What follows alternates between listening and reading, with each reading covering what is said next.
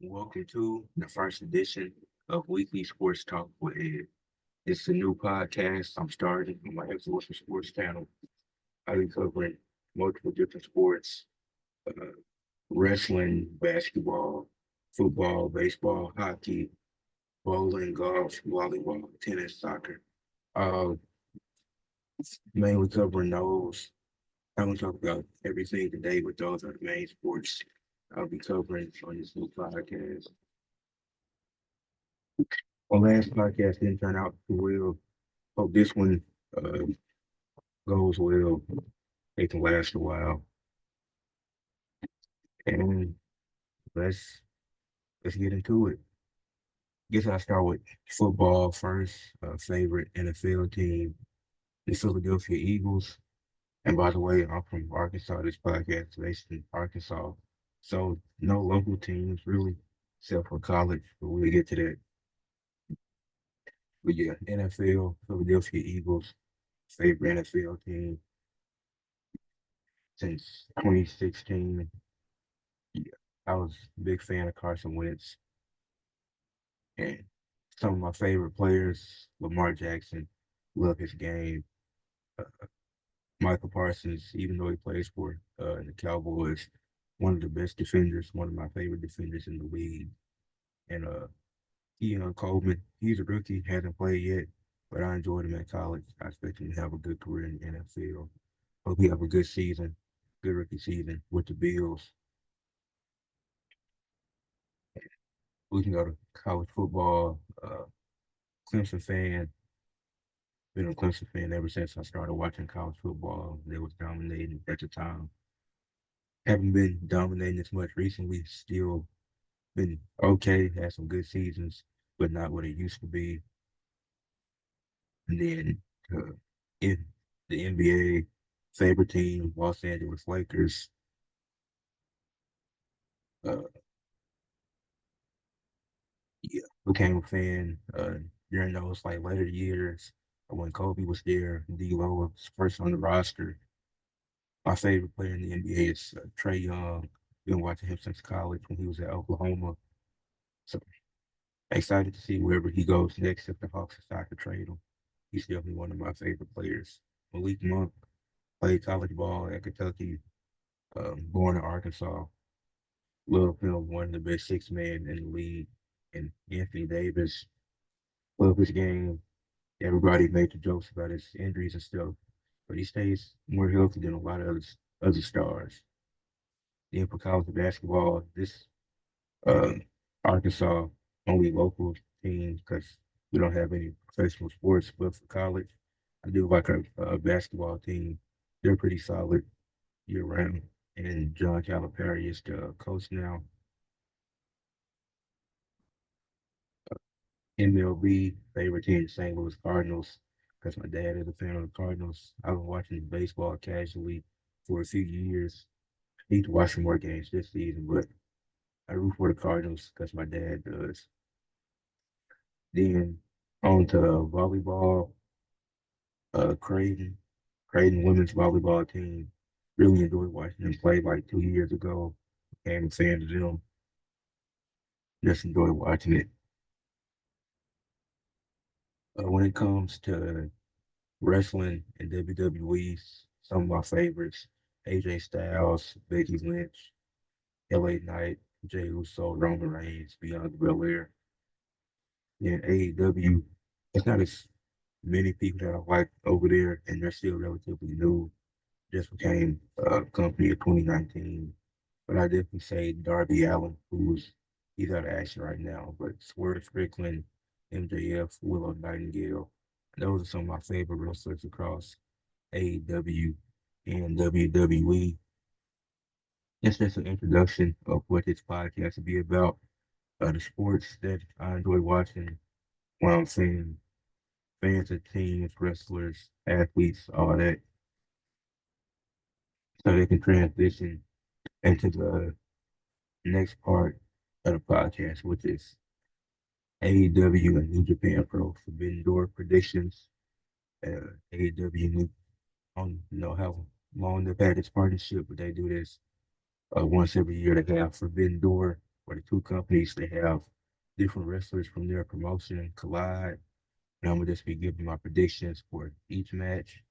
And it's a lot of matches. It's 14 matches. It's four on the pre-show and 10 on the regular card. So that's gonna be, and I'm gonna pay for it to watch it. That's gonna be a lot of wrestling to watch tomorrow. But first up, got Swerve Strickland defending the AEW World Championship against Will Ospreay.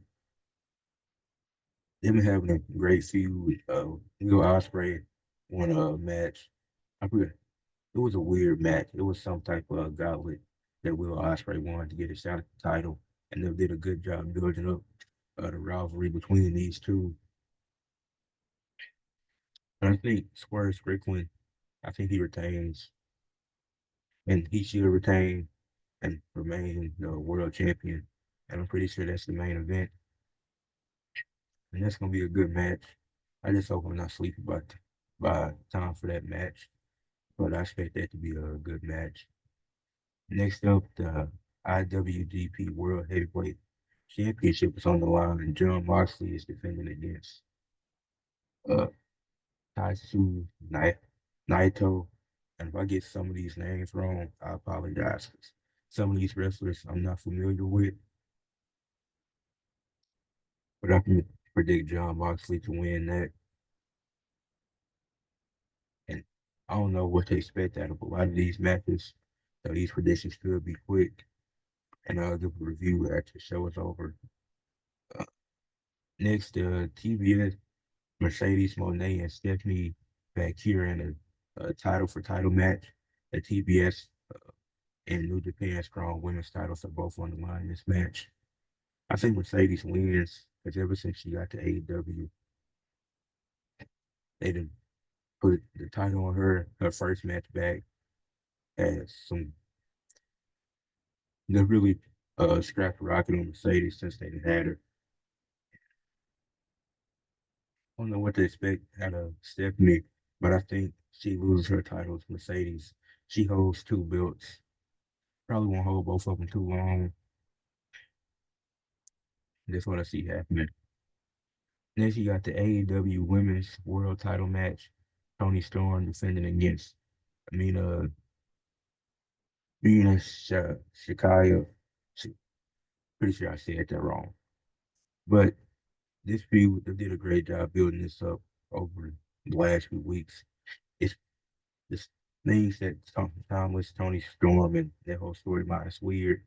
But I think the storyline has been cool. I think the match will be good. I think Tony Storm retains the AEW Women's World Championship. Next, we got Orange Cassidy versus Zack Sabre Jr. Also a big fan of Orange Cassidy, but I think Zack Sabre Jr. wins this one. Now, a lot of people have complained about AEW not being able to build stories, but I think, and this is the forbidden door, so it's not really a need for most of these matches to have stories, but a lot of these matches have a good story going into them, especially with Zack Sabre Jr. and Orange Cassidy. It gets really messy because a lot of other people are involved, but I think I think Zack Sabre Jr. takes the win here. Then she got the Owen Hart Foundation tournament match between Bryan Danielson and Shingo uh, Takashi. Might have said that one wrong too, but I think Bryan Danielson wins. He was talking about how he wants the world title. He wants one last shot. This is gonna be his last year as a full-time wrestler. He's gonna start spending more time uh, with his kids. So I think Danielson takes the win in this match. You got the TNT title ladder match for the vacant TNT title. It's Adam Copeland got injured a while back and had to give it up. But you got Leo Rush, Jack Perry, Dante Martin, Mark Briscoe, Konosuke. No,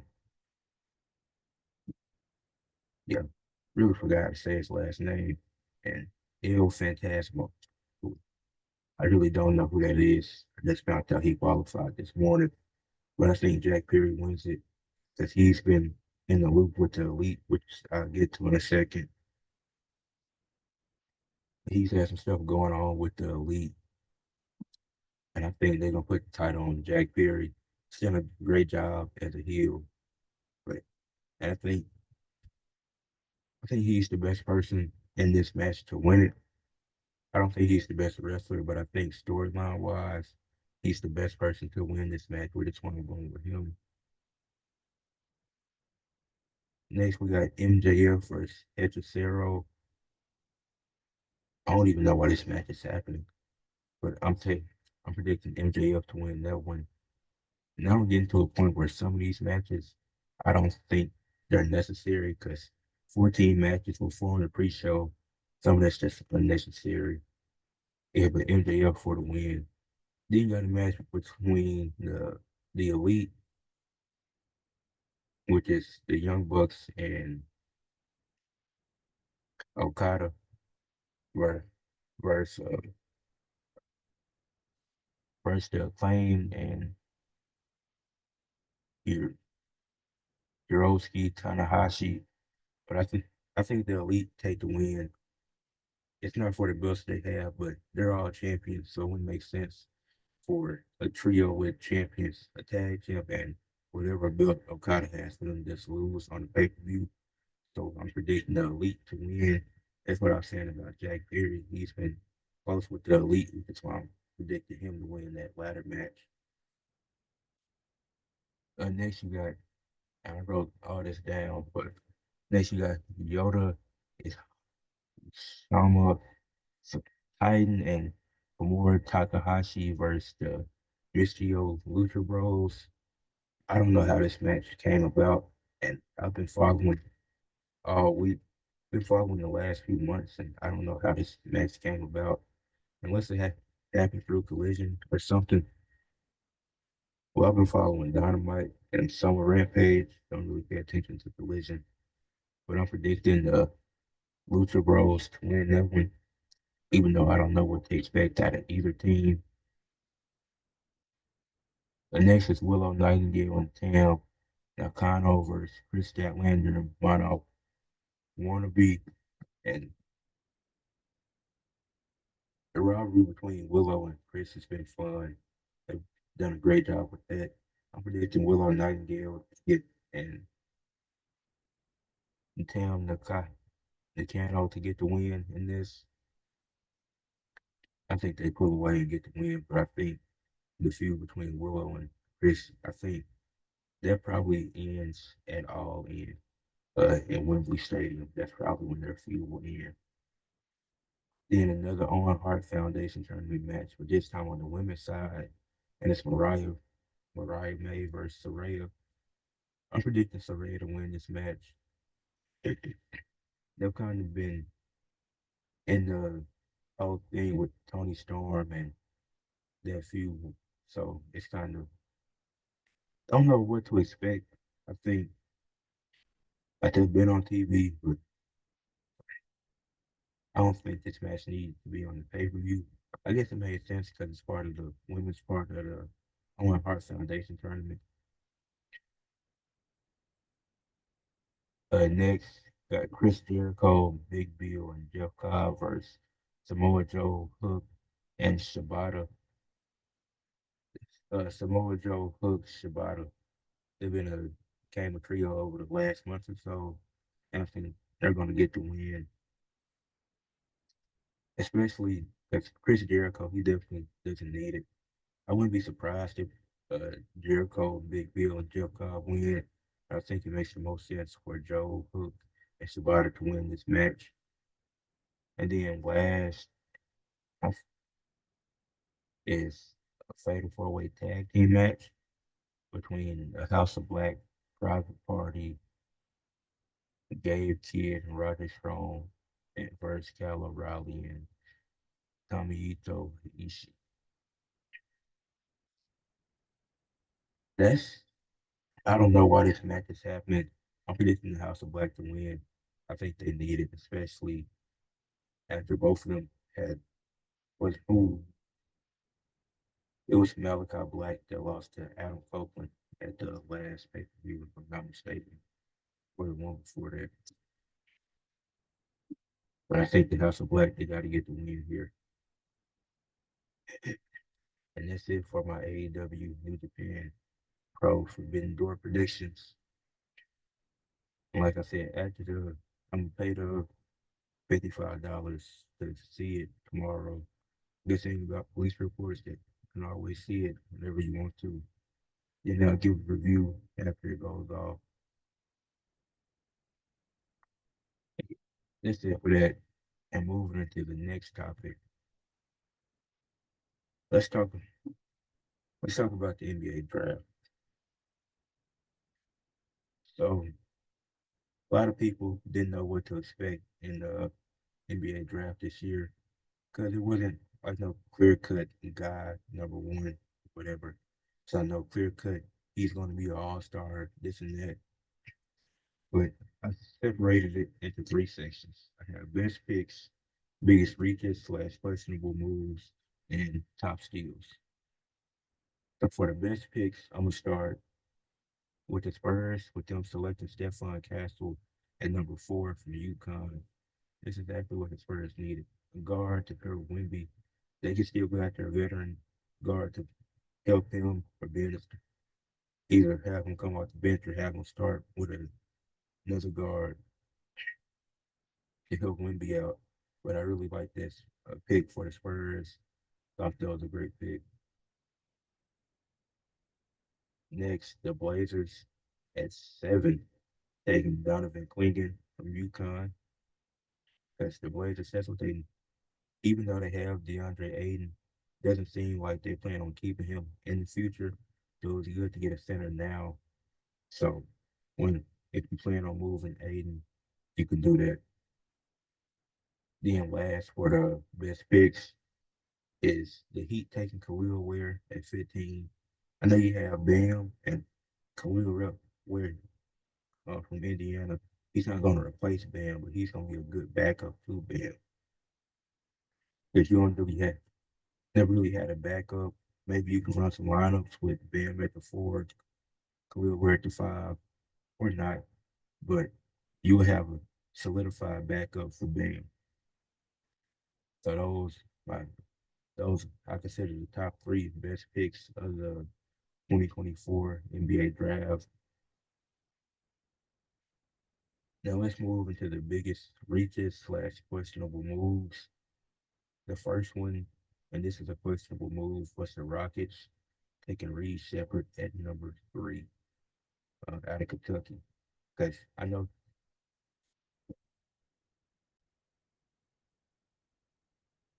I had to leave for a second, but I'm back. But and like I was saying, the Rockets taking Reed Shepherd at 3 was questionable because they have other guards like Fred VanVleet, uh, Dylan Brooks, and it's just is he gonna come off the bench or what? Because he's the best shooter in the draft, and I don't think Houston needed to take a guard there.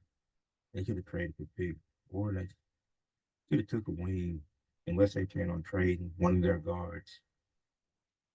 Next, the Grizzlies taking Zach Edey at 9 out of Purdue. Feel like that was both a reach and a questionable move. Because if they wanted Zach Edey, they could have traded down to get him instead of taking him at 9. But also, Zach Edey doesn't play defense, so I don't like the pairing of him and Jaren Jackson because you got one really dominant offensive big next to a very dominant defensive big. There's no balance because neither one is spectacular at the other team. Jaren Jackson he's decent on offense, but Zach Edey he doesn't. All he knows is offense. He doesn't do much on defense, so the combination is really weird. I don't think it's gonna work. Maybe it can, but having Ja as a starter team. And then next, the last one for the biggest, well, most questionable move had to be OKC taking the Kobe Topic at 12 from Serbia. It's, It was weird because OKC, they have guards. They got Shea, just traded for Caruso. I'm trying to think, who else do they? They got Casey Wallace, Casey Wallace, who's a guard. You just traded Giddy to get Caruso, so I didn't get the point of them getting another guard. They definitely could have taken a wing at that number 12 pick. And then moving to the top steals of the NBA draft, the Lakers getting Dalton Connect out of Tennessee at 17 because he's a great shooter. Yeah, he was a great shooter in college. Feel like some people thought the 76ers could have used him. They had a pick or two before the Lakers where they could have got him. I feel like that's a great addition. And he failed because of his age. So then next, and I only had two teams for top steals. Couldn't find a third one. But I'd say the Utah Jazz getting Isaiah Fournier at 29 out of USC.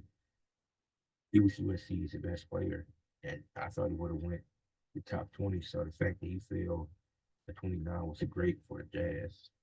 That's one of the that's definitely a top skill in this year's draft.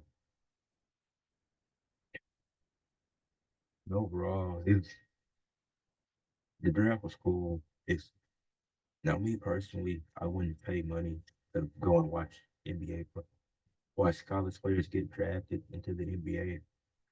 I don't pay to see a summer league game just to see the rookies and first time playing with some of these people, but I couldn't pay to see the draft. I can just watch that from home. It does take a long time, but for the picks, it was cool. And those are my thoughts on the NBA draft this year. And uh, excuse, me, sticking with the NBA, got a trade to discuss that I didn't drop a video about it earlier. But the Hawks and Pelicans made a big trade. So the Pelicans got Dejonte Murray, and the Hawks got two first-round picks, Larry Nance Jr., NJPW, and Dyson Daniels. This is a really good trade, and it works out for both sides. Atlanta's finally, well, it looks like they're going to rebuild the team, and part one of that was getting rid of Dejounte. They should also get rid of the trade that's blowing up completely, but they got back a great package for Dejounte. I saw with the Pelicans first. This is definitely what they needed. Point guard. They got CJ McCollum, Brandon Ingram, Zion, and when Zion is out, leaves all the pressure on Ingram and CJ, who they aren't great in the playoffs. Zion hasn't played playoffs in this shit. But DeJounte, he's an all-star caliber guard.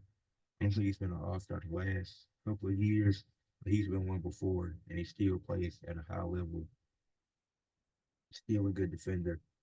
He can definitely help out in New Orleans, make them a top five seed in the West. For the Hawks, got a great package. Get multiple first round picks, get good young talent with EJ Liddell and Dyson Daniels. Then maybe you flip Larry Nance for something. I don't know what exactly, but you can flip him for something maybe.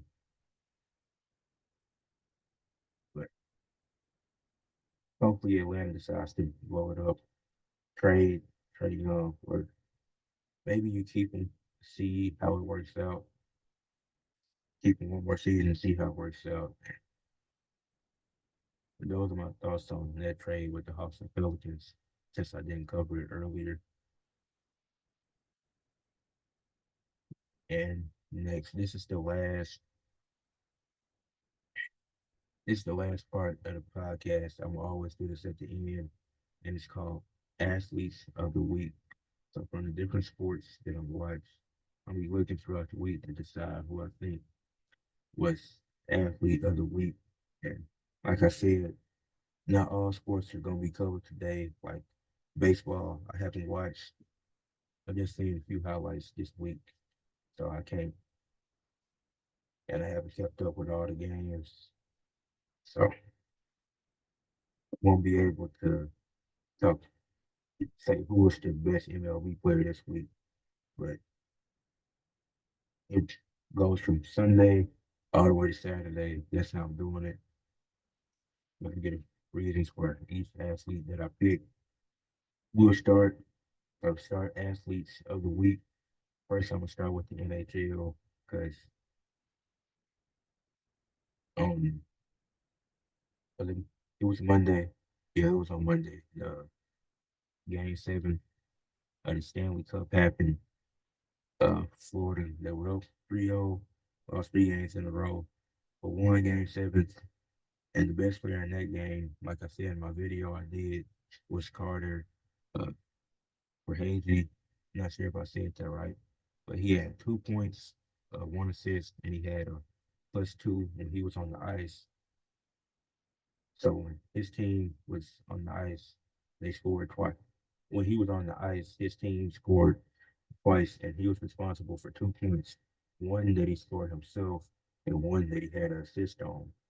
And if they didn't have, Florida didn't have that in that game, they probably go into overtime where they lose. Like the one time he was off the ice, um, who did they? The other team scored, and that was a fun, and that was a fun game to watch.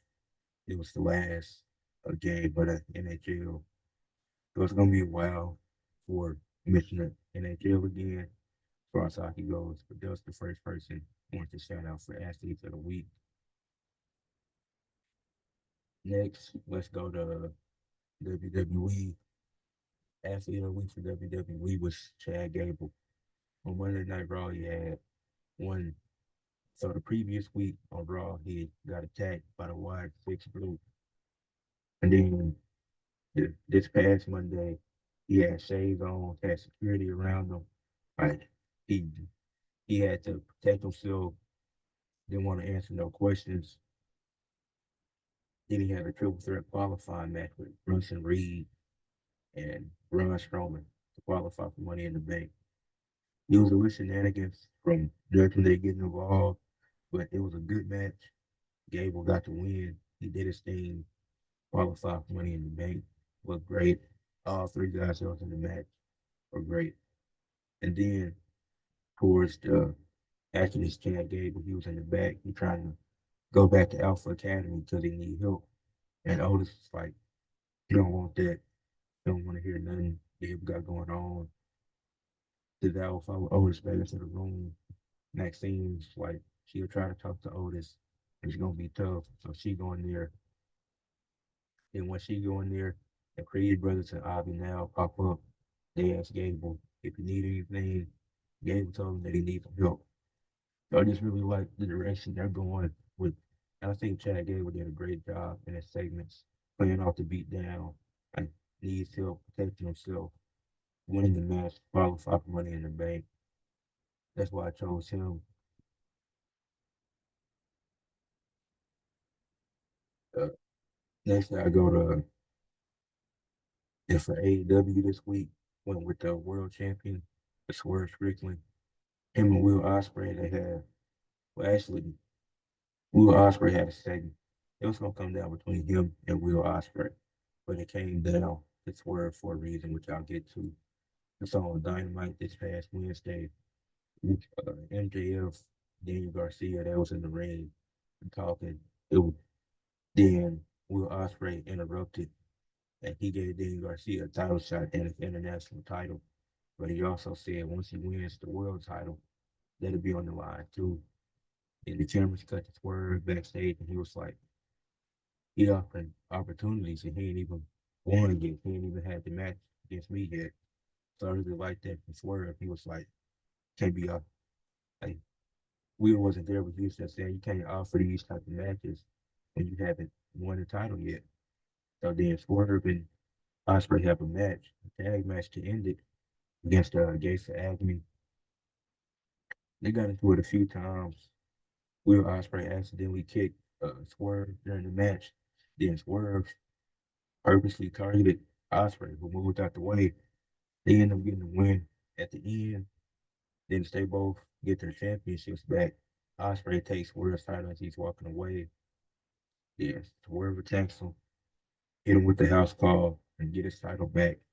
And that's why I went with Swerve over Will Osprey because the end of the segment where it was like, this is still my house, and he planned on retaining this Sunday at Forbidden Door.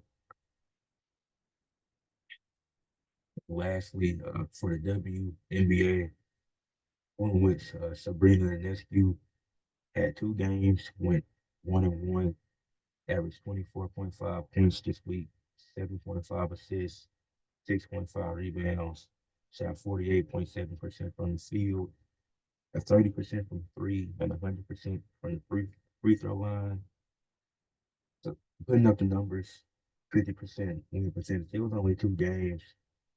I hope the WNBA had more teams so it can be more games during the days. Because it was like 2 days this week without WNBA games. But aside from the 3-point struggles from Sabrina, and that was really because of one game. She went 2 of 11. And but aside from that, Sabrina, she had a good week. Could shot better from three, shot better from the field. But it was really just the 3-point percentage that was a concern. But she had a good week. I had fun watching her. She put up the numbers like I said. And those are my athletes for the week for the first edition of Weekly Sports Talk with Ed. And almost done. And yeah, I'm starting this. I was gonna wait to start it, uh, like August or September, but I decided to start it early because I'll be able to cover the Olympics each week because it started July 26th, and I already had a podcast started, so I can cover it each week. Last night I was watching some of the track and field team trials that they're getting ready, see who make it. I'm excited for the Olympics, especially basketball, with the USA to win that. But I'm gonna be watching everything, covering everything in the Olympics, even if I barely watch it. But that's it for this edition of Weekly Sports Talk with Ed.